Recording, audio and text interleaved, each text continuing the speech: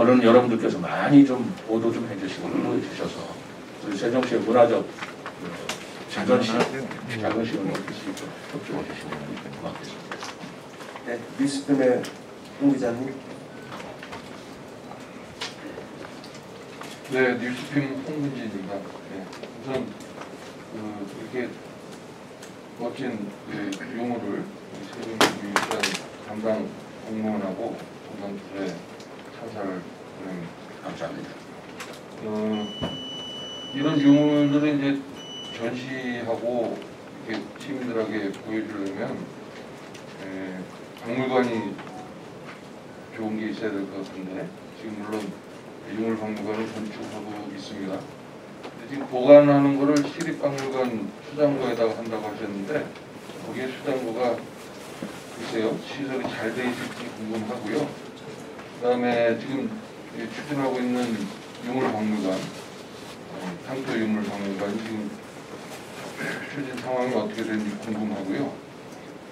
관련해서 지금 국립민속박물관이 세종시로 오기로 결정된 바가 있는데 이게 지금 계속 예비 타당성 조사에서 지금 통과를 못하고 있는 걸로 알고 있거든요.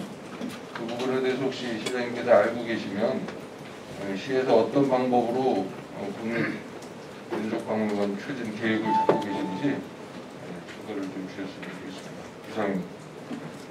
두 가지 질문을 해주셨네요. 하나는 이 수장고에서 충분하게 수장할 만한 그런 시설이나 수준이 되는가 여쭤보셨는데 이제 이런 보물들이 앞으로도 계속 오면 얼마나 좋겠습니까? 그거를 예상을 해서 수장고 관리를 철저히 하도록 하겠습니다.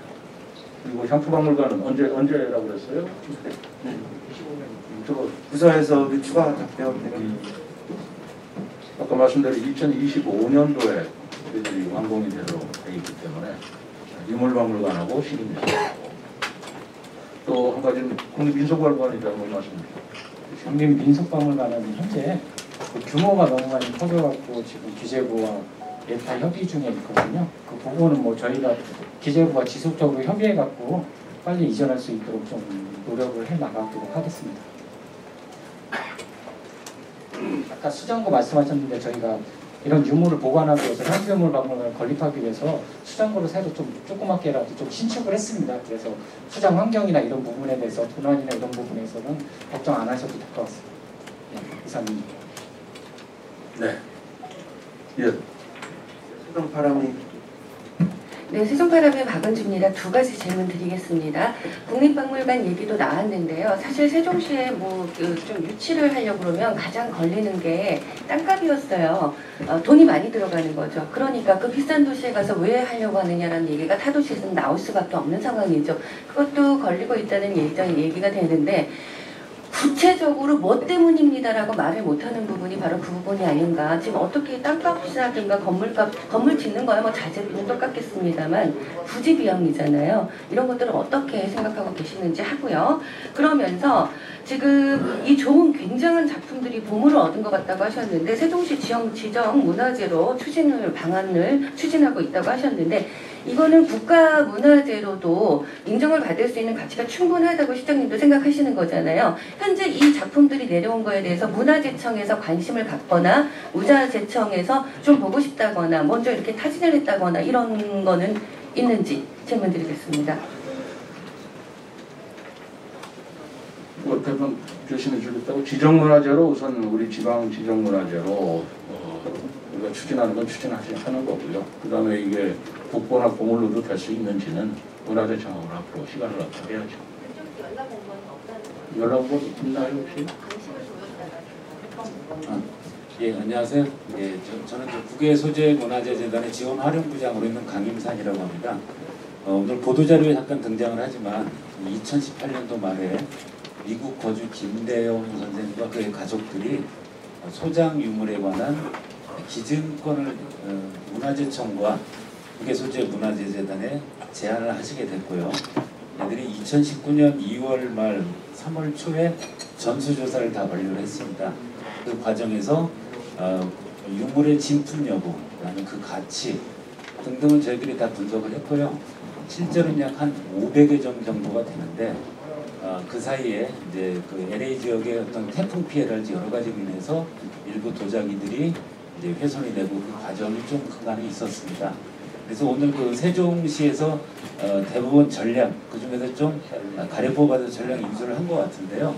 이 부분들은 삼국시대부터 근대기에 이르기까지 그리고 동서양 그리고 서양 화가도 이제 상당히 좀 다양한 작품들이 많습니다.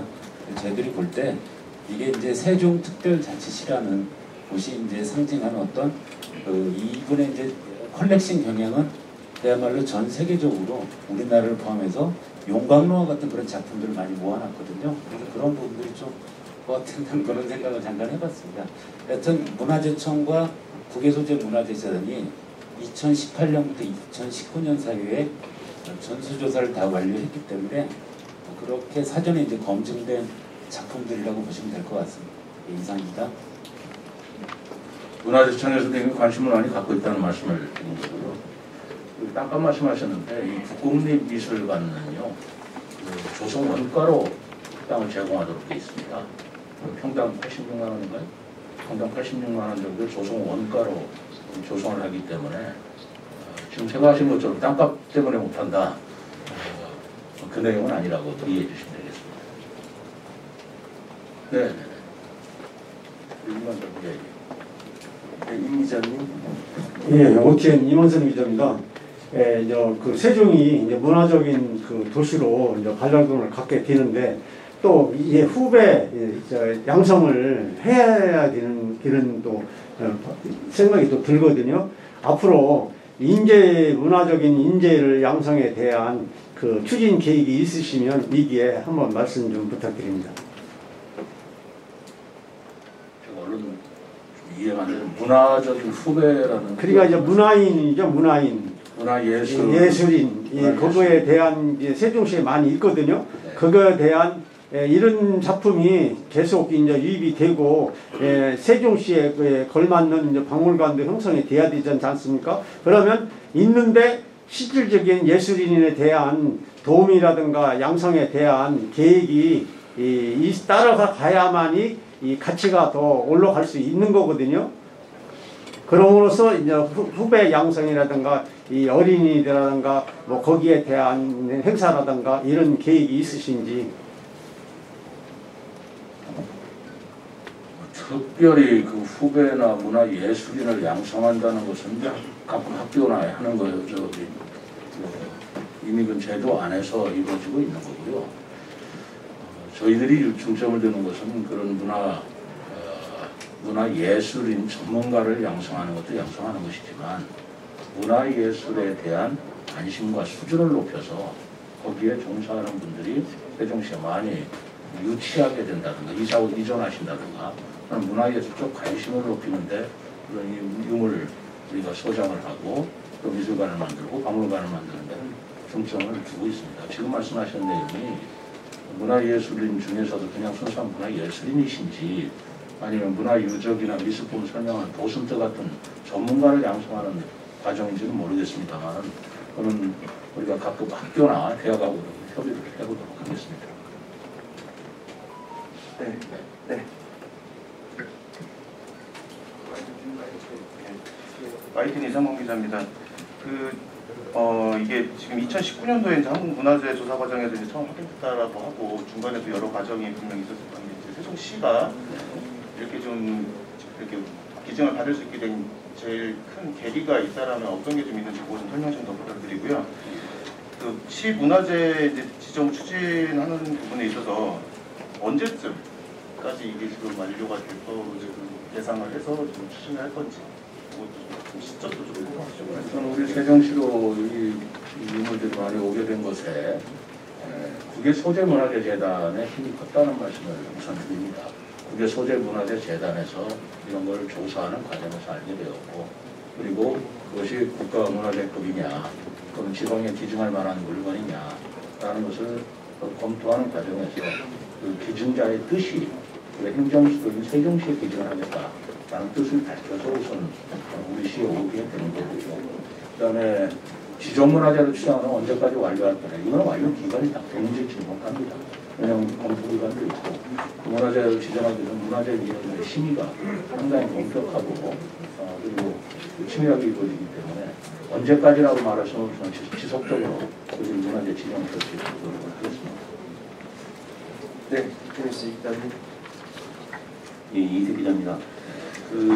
어쨌든 여기 내용상에는 표현이 좀 안 돼 있어서 질문 드리는데요. 시민들이 처음 만나볼 수 있는 특별 전시 시점은 언제부터 좀 계획을 하고 계시고 2025년에 그 형토유물박물관에 이제 생기면 그곳으로 전량 지금 300여 점 있잖아요. 300여 점이 다 이전에 오는지에 대한 질문을 하나 첫 번째 드리고요. 두 번째로는 이제 시장님도 잘 아시겠지만 2027년까지 6개 국립박물관이 중앙국지공간에 들어서고 그리고 현재 시립민속박물관, 형토유물박물관까지 해서 세종시가 그야말로 이제 박물관 기능이 특화되고 있는데 활용점정으로 하나 남아있는 그 박물관이 있는데 지금 사실 뭐 국민의힘이나 민주당 모두 이 부분에 대해서는 좀 적극적인 대응은 안 하고 있는 부분인데요. 국립자연사박물관이 2013년 그 박근혜 전 정부 때 입지를 세종시로 확정하고 나서 계속 그냥 검토만 이어지고 있는 상황이거든요.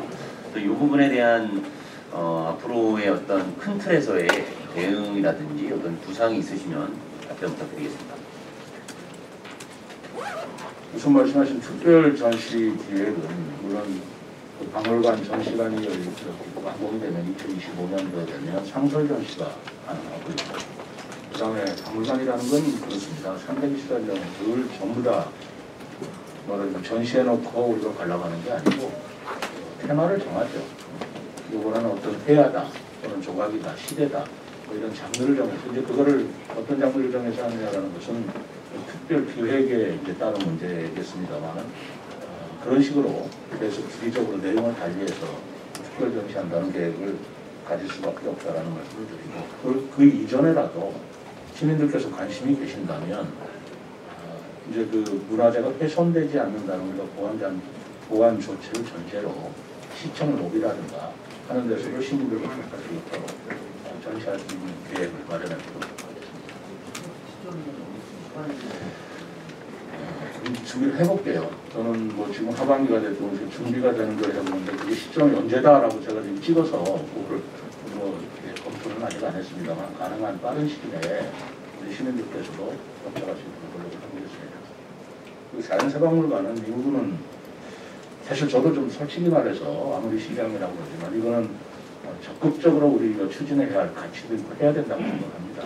그러나 국가적인 문제에서 워낙 방대한 비용이 들어가는 문제이기도 하고 그리고 그 수집품에 대한 문제도 사실 있기 때문에 이 자연사박물관이 계속 계류되어 있는 건 사실인데 이들이 지속적인 관심을 가지고 이 자연사박물관이 그래서 국내에도 조그맣게 사례는 있습니다만 국립으로서의 자연사박물관은 어디에는 이상을 갖춘 박물관이 되지 않으면 안 된다는 생각으로 좀 지속적으로 노력하겠습니다.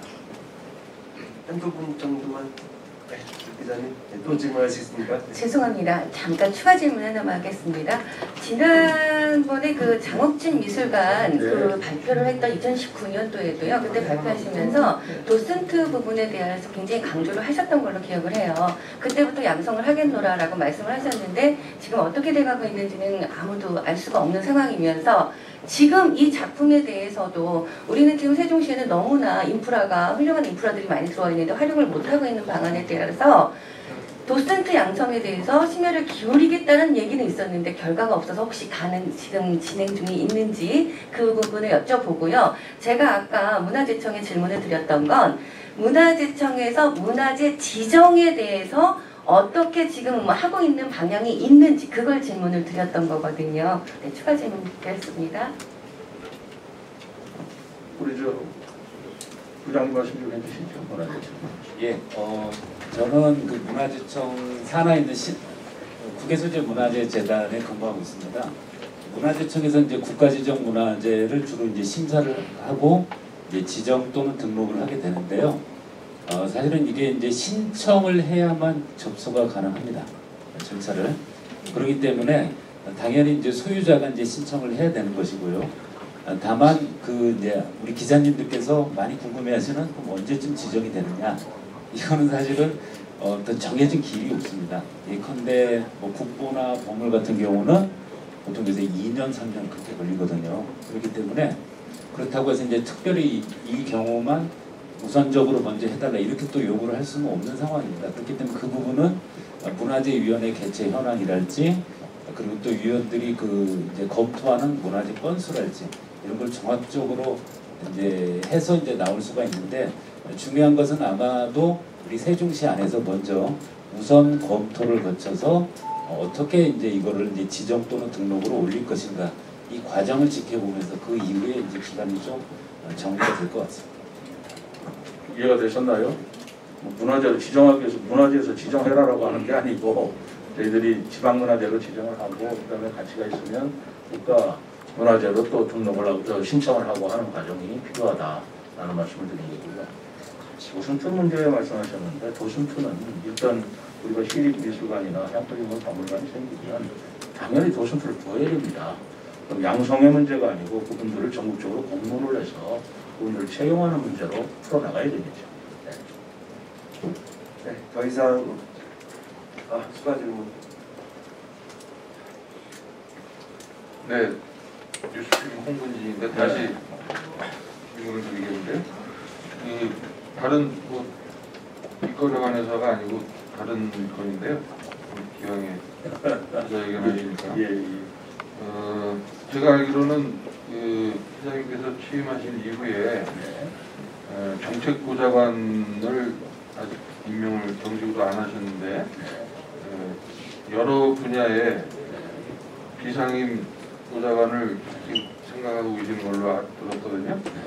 그거에 대해서 좀 소개해 주실 수 있는지.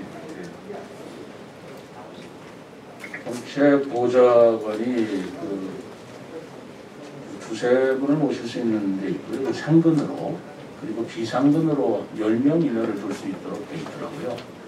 특보라고 흔히 말씀하시는 건데 그분들은 보수가 있는 것도 아니고 비상근 공무원으로 비상근 우리 직원이 있으면서 가끔 회의나 필요할 때 뭐 수당을 주실 수 있는 걸로 드릴 수 있는 걸로 되어 있습니다.